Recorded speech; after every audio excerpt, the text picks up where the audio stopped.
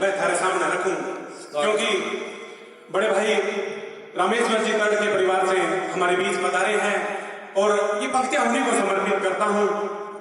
मेरी कलम लिखते लिखते रोई, तुम सुनते सुनते रो लेना। आज मुझसे किससे कहानियां नहीं, तुम शहीदों की अमर गाथाएं सुन लेना। तिरंगे को हमने लहराते देखा सदा, तिरंगे को हमने लहराते देखा सदा। तिरंगा जिससे लिपट जाए तुम उसे कर लेना। बहुत आभार, बहुत आभार। 4 पंक्तियां मैंने तब लिखी जब भाई रामेश्वर तर्ड का पार्थिव शरीर गांव महाराजपुरा में आया और गांव की गलियां लबालब भीड़ से थी। उस भीड़ का मैं भी हिस्सा था। आकर कागज पर अपना दर्द उकेरा आपके सामने रखता हूं। तुम कितने बहादुर थे, तुम कितने बहादुर थे, ये शमशान की भीड़ ने समझा दिया। तुम कितने बहादुर थे, ये शमशान की भीड़ ने समझा दिया। उस मां को अब कैसे समझाएं जिसने अपना राजा बेटा खो दिया। सब आया था गांव में, सब आया था गांव में, हर एक आंख नम थी। वीर के अंतिम दर्शन के लिए भीड़ ने भी अपना आपा खो दिया। मैंने वो दृश्य आंखों से देखा था। एक पार्थिव शरीर पड़ा था और लोग उमड़ रहे थे उसके अंतिम दर्शन के लिए। मैंने आज तक ऐसा दृश्य नहीं देखा था। 4 पंक्तियां और निवेदित करता हूं कि जब एक वीर सपूत शहीद हो जाता होगा, उसके बाद उसके क्या दृश्य घटित हुआ होगा। बड़े नेता आए थे, बड़े नेता आए थे, कहते मूर्ति गांव में लगाएंगे, शहीद हुए वीर सपूत के बाबा को चेक बड़ा थमाएंगे। मैं कहता हूं तुम रख लो, मैं कहता हूं तुम रख लो अपने कागजी दिखावे। ये वही लोग थे जिन्होंने मैंने शब्द लिखना और पढ़ना सीखा था। इनकी द्वारा माल्यार्पण मेरी पद्मश्री हो गई। बहुत बढ़िया भैया। बड़े नेता आए थे, कहते मूर्ति गांव में लगाएंगे, शहीद हुए वीर सपूत को चेक बड़ा थमाएंगे। मैं कहता हूं तुम रख लो अपने कागजी दिखावे। ये नक्सली हमले, बहुत आभार। आंगी तो जरूरी, आंगी घर में आया हूं। मैं कहता हूं तुम रख लो अपने कागजी दिखावे। ये नक्सली हमले उसी दिन रुक जाएंगे जिस दिन नेता अपने बेटे को सीमा पर भिजवाएंगे। दिल्ली के सिंहासनों पर बैठे कर्णधारों जरा सुन लो। इतनी जोर बोले तो लगा पाकिस्तान ने सुनी थी। दिल्ली के सिंहासनों पर बैठे कर्णधारों तुम सुन लो। हुक्मरानों के हुक्म से इस जवानों को मत तोड़ो। वोटों के जंजीर से बंधी राजनीति तुम्हें मुबारक, वोटों की जंजीर से बंधी राजनीति तुम्हें मुबारक। लेकिन इन बेटों की शहादत पर बस ओछे बोल मत बोलो।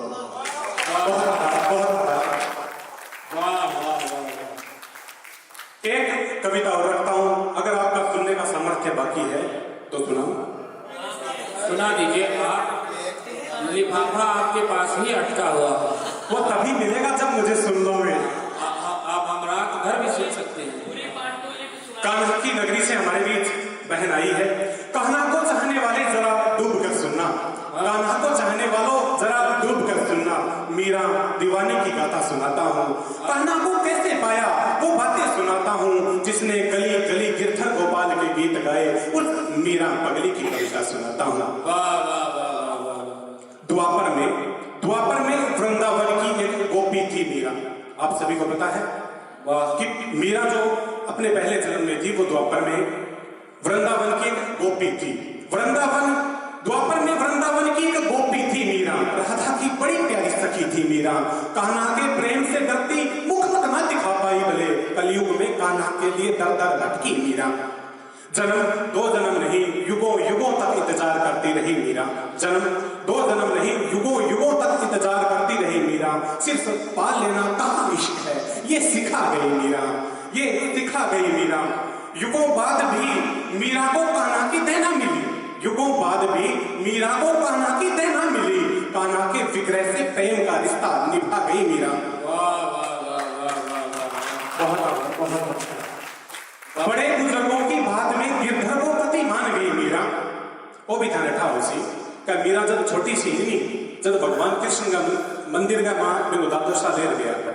मीरा अपने ही धरती की जमेड़ी है तो बीमा कायम प्रयोग जब मीरा ने वापिस आने लगे ना मंदिर में, जब एक बारात जावे, जब मीरा आपके दादा ने पूछो बोले आ के चीज है, बोले आ बारात है, बोले बारात की बोले वो दुल्हो है इनकी दुल्हन ने जान जावे। बोले तो फिर मेरो दुल्हो कौन है? बोले तेरो वो ठाकुर जी है। तो भी बाद में वह पकड़ के कहे भगवान कृष्ण नाथ को पति मान गई। बड़े बुजुर्गों की बात में गिरधर को पति मान गई मीरा। स्वप्न में ब्याह कर गिरधर की हो गई मीरा। सूर्य वंश की महारानी बनने वाली हो भले जी के वंश में गई नहीं कहे भगवान श्री राम को वंश हो। सूर्य वंश की महारानी बनने वाली हो भले अपने मन का राजा को गिरधर को मान गई मीरा। नहीं ना बजा सकते चाल से विग्रह से जब घंटों बातें करती थी मीरा। विग्रह से जब घंटों बातें करती थी मीरा। ननद बाई सा शिकायत करती किसी गैर मर्द से बात करती है मीरा। क्या मीरा आपका कमरा में नहीं भगवान कृष्ण बातें करने लग जाती। वह बातें इतनी जोरों करती कि बर सुनीचती। विग्रह से जब घंटों बातें करती मीरा। ननद बाई सा शिकायत करती किसी गैर मर्द से बात करती है मीरा। मुझे हर रोज आवाज सुनाई देती कमरे की तलाशी हुआ करती कुछ नहीं पाया जाता। सोचो तो सही कट्ठे बेच दी और कट्ठे आवाज पर सुनी तो बटा सुनी पर चढ़ा दिया पी सूर्यवंश में। क्या मुझे हर रोज आवाजें सुनाई देती कमरे की तलाशी हुआ करती कुछ नहीं पाया जाता। मिलता भी तो कैसे? ये गिरधर आंखों से देखे जाने वाली चीज थोड़ी है। ये नटखट को आंखों से देखती थी मीरा। जहर गले में उतार तिनके तिनके पर कृष्ण कृष्ण लिख गई मीरा। भुजंग मिला पुष्प में तो पुष्प समाज माथे को लगा गई मीरा। रेदास से जीने के ऐसे मंत्र सीखे कि राणा के सब प्रयास विफल हुए और वैसी की वैसी जी गई मीरा। एक बावरी ऐसी डोली की गली गली गिरधर गिरधर गा गई मीरा। राजमहलों में रहकर वनवासन का जीवन जी गई मीरा। लगन लगी तो फिर ऐसी लगी सब बंधनों की मुक्ति पाकर मूर्ति समा गई मीरा। बहुत देखो जब तक ताली बजाओ से जोर से बजाओ ध्यान ताली बंद करनी पड़ सी।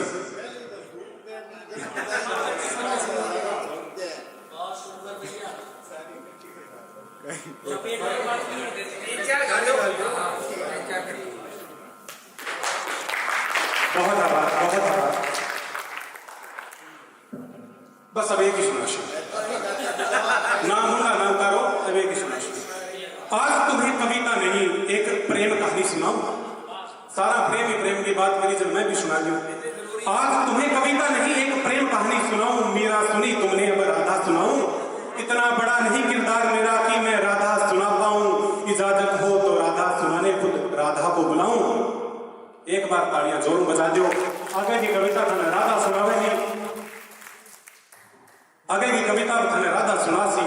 क्या पहली बार मिली उस नटखट से मन हर लिया उसने। पहली बार मिली उस नटखट से मन हर लिया उसने। फिर मिलन बार बार हुआ उससे। खूब प्रेम की बांसुरी सुनी मैंने। खूब प्रेम की बांसुरी सुनी मैंने। पर वो केवल प्रेम लीला करने नहीं महाभारत भी तो रची उसने। जब छोटी जन्मभूमि उसने जाने की अक्या चाही उसने। जब छोटी जन्मभूमि उसने जाने की अक्या चाही उसने। ना की मैंने लेकिन अपनी मिट्टी बातों से हाँ भरवाई उसने। अब वो शब्दों का कारीगर था गीता रची उसने। कौन समझ आया? जब जन्मभूमि छोटी उसने जाने की अक्या चाही उसने। ना की मैंने लेकिन अपनी मिट्टी बातों से हाँ भरवाई उसने। वो तो शब्दों का कारीगर था आखिर गीता रची उसने। जाते जाते दो वचन दिए मुझे। जाते जाते दो वचन दिए मुझे। सदा हृदय बात करूंगा तेरे। अंतिम समय से पहले मिलने आऊंगा तुझे। मांगा मुझसे एक वचन मेरे से ना नहीं हुई फिर। बोला बस इतनी इच्छा है कभी रोता ना देखूं तुझे। आप सभी ने सुना होगा कि किशोरी जी कभी रोई नहीं कान्हा के वियोग में। आगे की पंक्तियां लिखता हूं। ये इस कविता की सबसे बेहतरीन पंक्तियां हैं और आप बीज वाला के बेहतरीन श्रोता हैं। आपको सौंप रहा हूं क्योंकि आपकी कोई मजबूरी नहीं थी।